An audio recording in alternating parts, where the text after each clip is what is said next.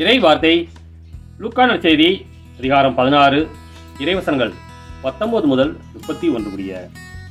இயேசு பரிசேயரை நோக்கி கூறியது: செல்வர் ஒருவர் இருந்தார். அவர் விலையுயர்ந்த மெல்லிய செந்நிற ஆடை அணிந்து நாள்தோறும் விருந்துண்டு இன்புற்றிருந்தார். லாசர் என்னும் பெயர் கொண்ட ஏழை ஒருவரும் இருந்தார். அவர் உடல் முழுவதும் புண்ணாய் இருந்தது. அவர் அச்செல்வருடைய வீட்டு வாயில் அருகே கிடந்தார். அவர் செல்வருடைய மேசையிலிருந்து விழும் துண்டுகளால் தம் பசியாற்ற விரும்பினார். நாய்கள் வந்து அவர் புண்களை நக்கும். அந்த ஏழை இறந்தார். வானதூதர்கள் அவரை ஆபிரகாமின் மடியில் கொண்டு போய் சேர்த்தார்கள். செல்வரும் இறந்தார்.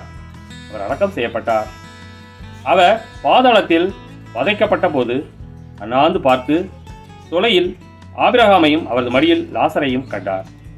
அவர், தந்தை ஆபிரகாமே, எனக்கு இரங்கும்.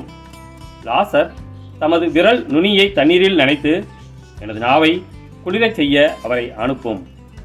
ஏனெனில் இந்த தீப்பிழம்பில் நான் மிகுந்த வேதனைப்படுகிறேன் என்று உரக்க கூறினார்.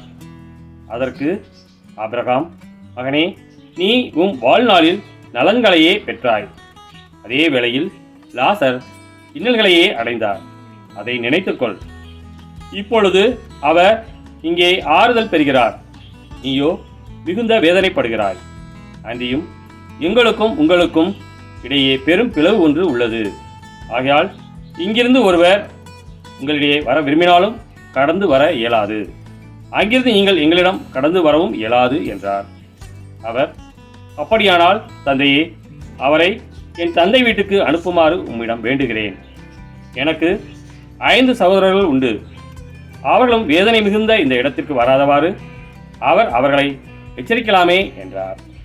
அதற்கு ஆபிரகாம், மோசேயும் இறைவாக்கினர்களும் அவர்களுக்கு உண்டு, அவர்களுக்கு செவி சாய்க்கட்டும் என்றார். அவர், அப்படியல்ல, தந்தை ஆபிரகாமே இறந்த ஒருவர் அவர்கள் போனால் அவர்கள் மனம் மாறுவார்கள் என்றார். ஆபிரகாம், அவர்கள் மோசேக்கும் இறைவாக்கினருக்கும் செவி சாய்க்காவிட்டால் இறந்த ஒருவர் உயிர் தெழுந்து அவரிடம் போனாலும் நம்ப மாட்டார்கள் என்றார். கிறிஸ்துவின் நற்செய்தி.